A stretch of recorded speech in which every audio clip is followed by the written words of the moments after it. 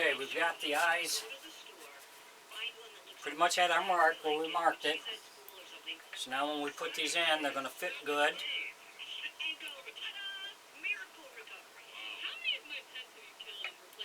The back is sanded out and ready to go.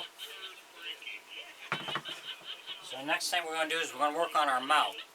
To get our mouth to fit, and we've got to cut some out in here. So to close up over our teeth, and then we're going to take this and cut this off to fit our mouth in, and then after we get everything set, we'll probably cut a little bit of this off in here. So this will be in the center.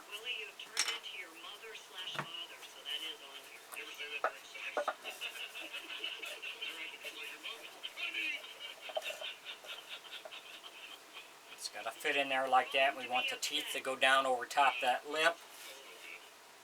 And this is way too far back, so that's why we need to cut it. But I always leave it long so I can adjust it later. I don't want it to be too short.